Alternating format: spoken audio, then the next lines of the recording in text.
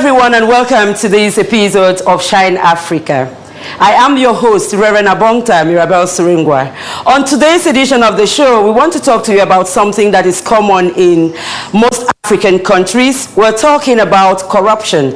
And most of the times when we hear corruption, we are thinking about government structures and all what concerns the government. And today we're talking to the president of the Business Coalition Against Corruption in Cameroon. And you're just going to be shocked just what the private companies can do when it comes to corruption in this country. Ladies and gentlemen, when we come back, you will meet my guest. Can you now put your hands together for my guest, ladies and gentlemen? Wow, you're welcome. Here, please. Yeah. Hi. How are you doing? That's so nice. Good to see you. My pleasure too. And I'm so happy that after 2 years of running behind you, I can be able to have you on this set today. You're a all the way. Thank you, all the way from Douala. Yeah. You asked us to do a very strange type of juice. I know perhaps it's common in Kenya. Yeah. Carrot and ginger. Carrots, ginger, and some orange juice. If you have it, doesn't need to have the orange juice. We're mixing everything together. Yeah. Don't bother. Yeah. So you're welcome to my kitchen where we do the happy juice. Okay. All right. How do you like this combination of juice? Well, I like it usually around lunchtime with my lunch. Oh la la. We lost one there, and it's because it gives me a lot of energy. It's healthy. As you said, I've added a bit of weight, which I do when I'm stressed. And I'm on this regime right now. I'm trying to lose that weight. So, okay. Yeah, so it's energetic, and yeah, it's healthy. Okay. Okay. So yeah, it's pretty heavy. Usually you want some orange juice in there. Or some orange some juice? kind of liquid. Or, yeah, that's a good quantity. We leave it like this. Yeah. Okay. Good. Our juice is ready. Okay. And now we go for it. Yeah. Right here in my kitchen. Excellent. Excellent. Looks good. Here, gentleman before lady. Oh, it's usually save some for yourself. Okay, excellent. Yeah, that's a good quantity. It is, I think so. Yes. Oh, that was quite impressive. What's your favorite color? Well, I don't really have one. I like browns, as you can see. I wear them a lot. I don't have brown straw here to give you. Blue looks good. Okay, that's nice. Yeah, excellent. Because it's taken you 2 years to come here, I'll take a blue too. Otherwise, I should have a green. And cheers. Oh, thank you very much. And ladies and gentlemen, before we take leave of you, remember that a kitchen without a juicer is not alive. A kitchen without a juicer is not alive. Ladies and gentlemen, welcome back from that very interesting break. And can you have a sip of your juice, please? Absolutely. Actually, I was drinking it too fast. Went ahead. Oh my God, it's really so strong. It's very punchy. Very punchy, I but think. Very healthy. Yes. That's the ginger coming through. Yes, very healthy too. I talked to you about my guest at the beginning of this show, and he is Mr. Kimani. The rest of the names, I don't want to spoil my day with them because I'll probably cut my tongue. So I'm going to let him say his names and also tell us exactly who he is. Yeah, hi. My name is Kimani Kirore Mwaura. Oh God, how could I have had it? That's it gets your tongue into a cramp. Yeah.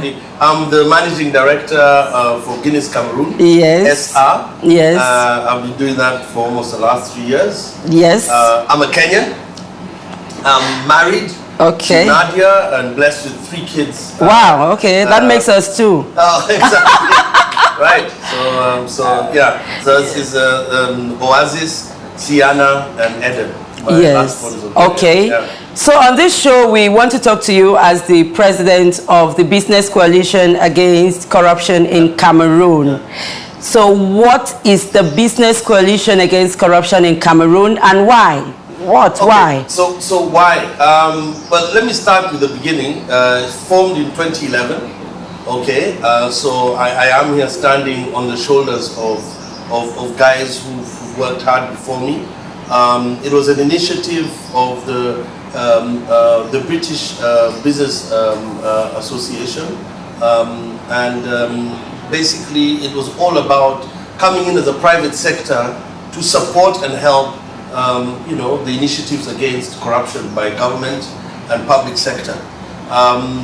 So for a long time it existed mainly with a lot of British companies. Up to recently, and in our recent past, we've kind of more Africanized it, Cameroonianized it. Wow. And we've actually even changed the name from the Business Coalition Against Corruption to the Business Coalition for Good Governance. Okay. And I can tell you a bit about that, but that's who we are. It's a private sector initiative, basically all about building capacity in private sector, in small and large companies, so that they have a code of business conduct which directs the way they do business in an ethical way, and also helps them to understand how to navigate the African context where corruption is a big problem. So why did we change our name? Yes, that I was going to come to that. Why the change of name? Well, because the Business Coalition Against Corruption, kind of sometimes when you walk through the door and talk to government or people tend to think that we're there out there fighting against them. Which is not what we do. We've got CONAC that sits on our steering committee. Yeah. So we do work with government. We've got Transparency International. We've got GCAM. We've just recently signed a partnership with CBF, Cameroonian Business Forum, led by the Prime Minister. Okay. And we'll be featuring the next one next year. So we do work very closely with government, but we don't replace government in the fight against corruption. We work alongside government, hand in hand with them, and ours is about capacity building, awareness, and also bringing people on board to join us. So that's more what we do. That's why we changed our name. It's all about good governance, and we feel that Cameroon's ambition in 2035 is to become an emerging market. Okay. And we feel fighting corruption is integral to achieving that. And one of the pillars has to be businesses that do work and do their business correctly.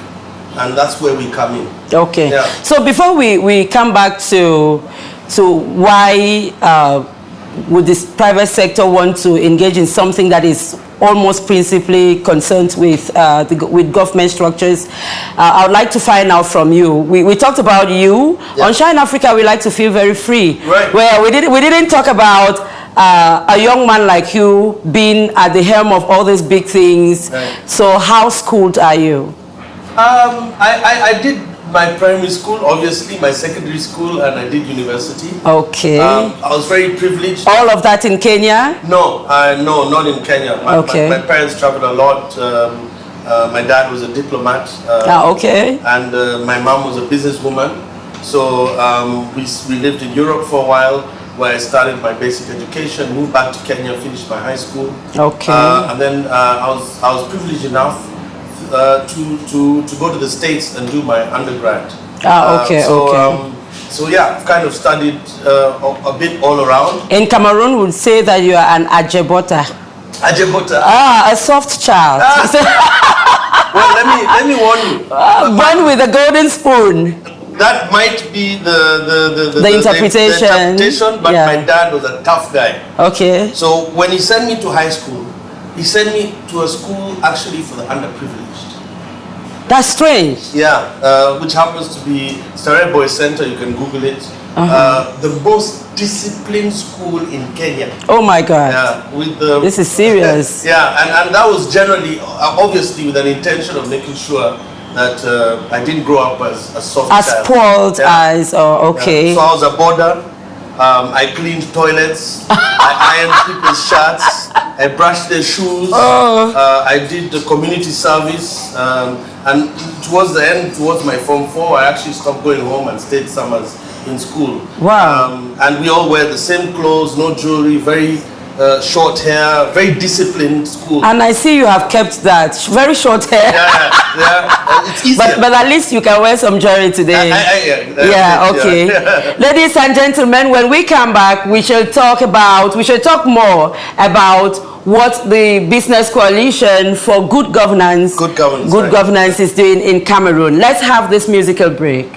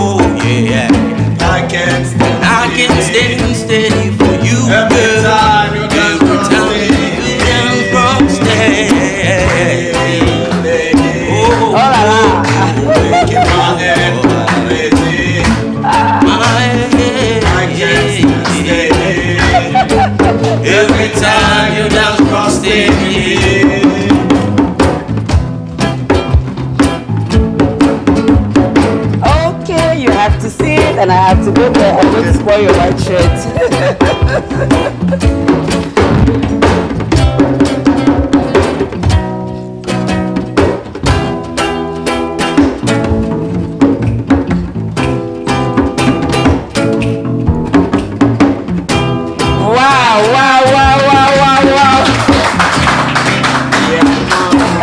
Yeah, man. How do you do it again? Yes, sir. Yeah, man. Yes, sir. It's actually the first time I'm having you here as part of the Melting H band. Yep. Yes, I know that you're a band of about 8. Yeah. Unfortunately for this show, everyone was not in town.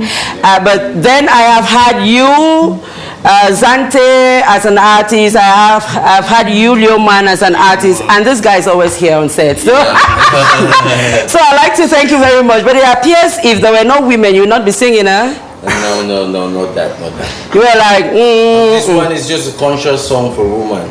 Don't go around and do things people will be looking at you. Don't make yourself a point of attraction. Oh la la. So, me lady, you're making my head go crazy. Don't make people's head go crazy. Oh la la, but you make your head go crazy by yourself, eh? Yeah. Well, at times that prompt you. Oh la la. Okay, that's nice.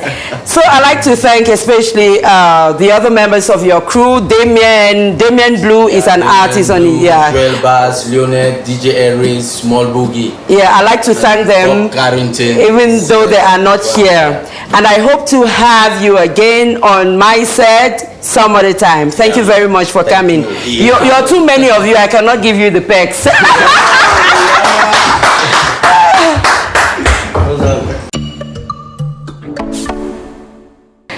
Let's put our hands together once more for those very beautiful artists. And you're welcome back from that very beautiful musical break. And I'm still in the company of my very handsome guest, Mr. Kimani, who is Managing Director of Guiness, Cameroon, sir, and also the President of the Business Coalition for Good Governance in Cameroon.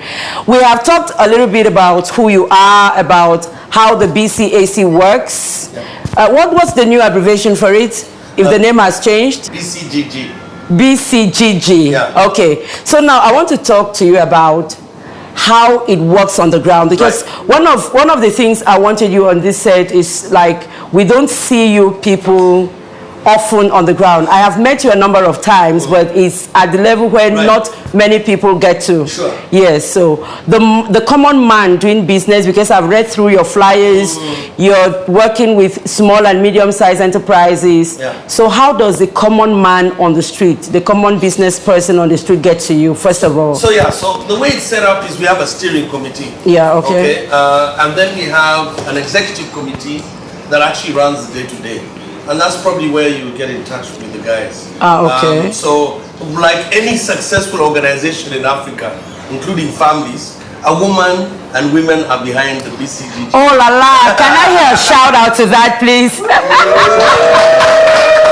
So we've got Angeline and Beatrice who run the executive committee. Okay. And they're ably assisted by Henry Kiven, who's the president of the executive committee. Okay. And the compliance and ethics manager at Eneo. Okay. And the executive committee is actually comprised mainly of compliance and ethics officers in larger companies who contribute their time for free to help on the executive committee, which the day-to-day running is run by Beatrice and Angeline. Okay. So what do these guys do on a day-to-day basis? I'll refer to my notes. Just that's okay, that's okay. I get everything right. Yeah. So basically into sensitization and awareness raising. Yeah. Okay. And you might have met them when they call. So what we do is we call groups of people together with homogeneous activities. So okay. We'll call together journalists. And we'll do a whole training center. I think I attended one in Douala. Yes. At your head office in Douala. Exactly. I attended one. Right. Yes. So that's what we'll do. We'll call together journalists and we talk about ethics and compliance within journalism. Okay. And then do a workshop, and we'll have these compliance ethics officers come in, give talks. I might open the workshop, or my vice chairman, Mr. Nyodog Perial of TADEX, actually, who's just joined. And basically radio, TV, print programs, will be out there doing songs and sketches. Wow. Okay. Anti-corruption day. Wow. And we'll do billboards from time to time. Yeah. So that's what we do. Then there's training, which we've just talked about. Yes. So we'll get bankers together, train them on compliance and ethics. Yeah. We'll get commercial people, train them on compliance and ethics. We'll get SME people, women's groups together, talk to them about how it's important to have a code of ethics in everything you operate. So basically a set of rules saying we will not engage in corruption. Okay. We will not accept back for the members. Yeah, for the members. Yeah. So I run a small boutique, so we'll get a bunch of people in boutiques together. So to get my licenses, I dedicate myself not to bribe for licenses. Okay. Etc. etc. So it goes back to our remit, which is to help stamp out corruption in day-to-day business. Okay, so now I have someone who is involved in a corrupt act. Yeah. How do I get to you? So, as I said, we're not actively trying to catch people doing corruption. Okay, so it's sensitization. Yeah, so okay. we believe, like everything, prevention is better than cure. Than cure, wow. When it comes to cure, that's CONAC, that's Yes. the police, that's government. Okay. As we're about prevention, Okay. mindset, we're working on people's mindset. You don't have to engage in corrupt activity to get your business going. Yeah. Yeah, exactly. Yeah, and I heard a lot about when I attended the one that was organized for journalists. Yeah. I heard also about corruption in form of sexual harassment and in the office and all of that. So I was really I was really astonished to see that you could go to that level. Corruption is not about just money. Yeah. Unfortunately, in the world, because one of the things we also say is that corruption is not an African problem. Okay. It's a global problem. Okay. It happens everywhere. Okay. But, unfortunately, more developed countries have, well, fortunately, they have stronger institutions and better codes of governance. So they... Is that true? Well, to some extent, they're more developed. Okay. They're more supported. Thank you very much. Before we get the audience question, you've been here in Cameroon for like 3 years? I've been here for 3 years. Yeah. For 3 years. Yeah. So why do I catch you on Friday? Friday nights? On a Friday night, I'll probably be at home. At home, but you love the bass guitar, so why do you listen to that? I've got a tutor who comes in. Okay. And he teaches me for an hour. If I do go out, I'll go to the Sena OPM upstairs and listen to the band. Oh, okay. Sometimes I like to go out. If I'm in Yaoundé, I'll go to Bukavu. So now we know where to catch you on weekends. That's fine. But I'll start coming here because this looks like a nice place. Oh la la! Thank you very much. I feel shy. I'm blushing. Okay, it's time for us to get a question from a member of the audience.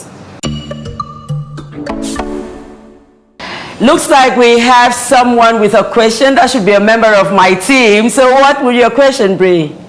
First of all, I'll first start by thanking the GM for affording his time to come for our show. I have a fundamental question, and it is based on an assumption that your company, Guiness Cameroon, actually implements the initiative that you preside. And if it is the case, my question has two folds. The first fold would be, what are the indicators you use to evaluate the effectiveness of this initiative? First fold of the question. And then, what are the outcomes? Have you been able to observe outcomes of this initiative in the company you're managing, Guiness Cameroon? Oh la la, is that one question? Thank you. I think it's up to him. Thank you very much. Thank you. Yeah, so would you like So we have a highly involved compliance, ethics and controls agenda. And again, that's why we share it with the BCGG, and we try to inculcate the same thing in other companies. So we have a compliance, controls and ethics manager, and she has 2 managers under her who work with functions within a company. And we have a very clear code of ethics and conduct. We do not condone any kind of breach of those ethics and code rules and regulations. We have a speak-up line. Okay. So if anyone feels somebody is doing the wrong thing in Guinness, they can call the line. It's anonymous, or email.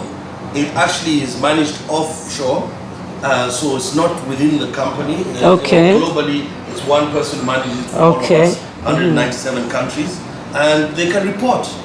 I've been sexually harassed. I was refused a promotion. My boss talks badly to me in a rude way, etc., etc. And then we are obliged to investigate that.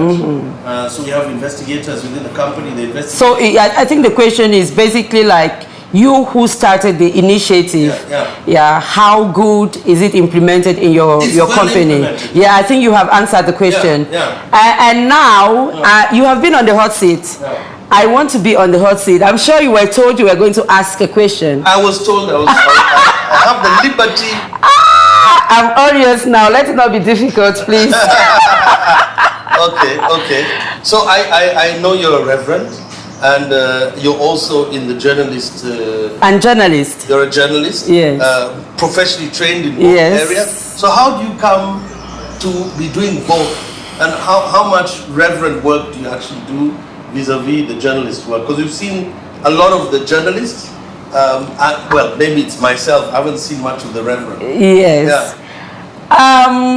I think I should be answering this question on this show for like 1,000 times now. I had to ask an obvious one. Yes. Yeah. I don't know how to say it, but basically that's who I am, because that's how I grew up. Right. I grew up in the church and on the media. Yes. I was so involved in church work, the youth group. I stayed in the youth group for more than a decade, very active member. Yeah. And I was also on radio and television. I'm actually the first person to present TV news in Bamenda, in the Northwest region. Yes. So it's not something that I needed to go far to get. It appears to be inherent in me. Yeah. And how much reverend work do? I used to do a lot of reverend work. I worked with the Presbyterian Church in Cameroon, where I trained from 2005 when I went into the seminary till about 2013. Yes, when I left willingly because of certain things. So at the moment, I'm still waiting for God to give me new direction on what I should be doing with my reverend life. So yes. Sure. And so, I don't know, I just try to strike a balance between me being a journalist and me being a pastor. Right. Did I answer the question? No, you did. I'm still babbling about... And I was only asking because it's such an interesting mix, and it makes sense naturally to be doing both, because in many ways reverends are evangelizing and media is so strong. I just wanted to get that context. So that was my question. I didn't have like a barrage of questions. I didn't want to stress you. Thank you very, very much. And this is my moment on the show. Do you know my moment on the show? No, the dance slot. The dance slot. You're going to dance with me. Okay. Unfortunately for you, you're going to be graded. Okay. Yeah, so I'm just accompanying you. Okay. So we're going to see just how many marks you're going to make for yourself dancing. Okay. And you asked for... Mr. Leo. For Mr. Leo. Yeah. For Mr. Leo. I think it's obvious that you asked for Mr. Leo. Yeah, he works with us. He works with us. We work a lot. So can we have a DJ on that beat?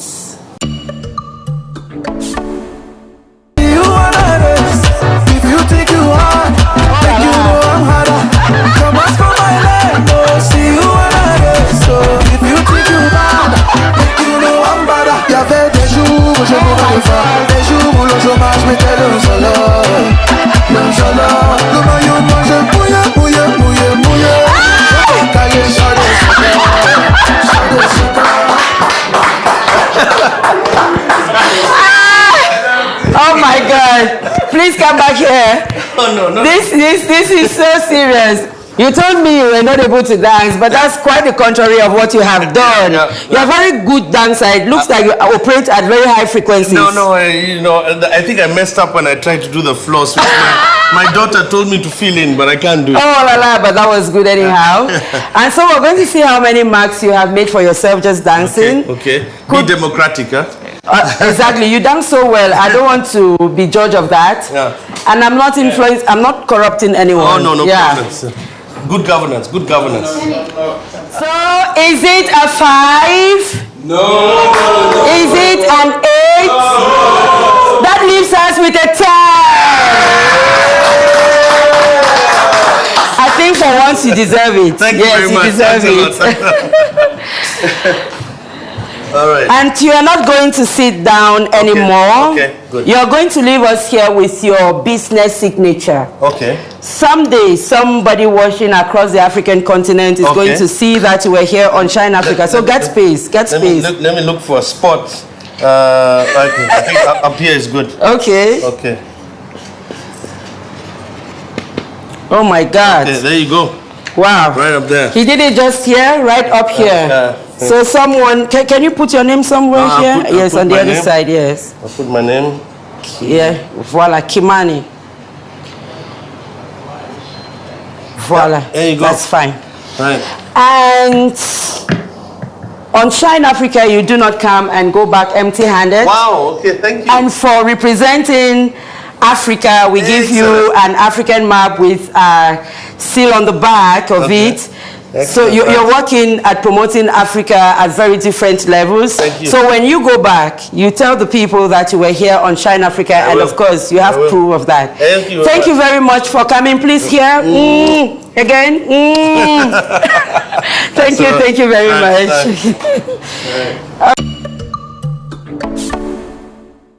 Ladies and gentlemen, that's how we call it quits on today's episode of the show. Very exciting episode. And before we go, here is our watchword. It is a Ghanaian proverb which says, an army of sheep led by a lion can defeat an army of lions led by a sheep. An army of sheep led by a lion can defeat an army of lions led by a sheep. I have been your host, Reverend Abongta Mirabel Suringwa, and I say a very big thank you to Somatel Hotel for hosting our guests, and to Kajazuma Art Gallery and Restaurant in Bastos for hosting us today. And of course, a very big thank you to my amazing team. Until next time, it's a bye-bye from us to you.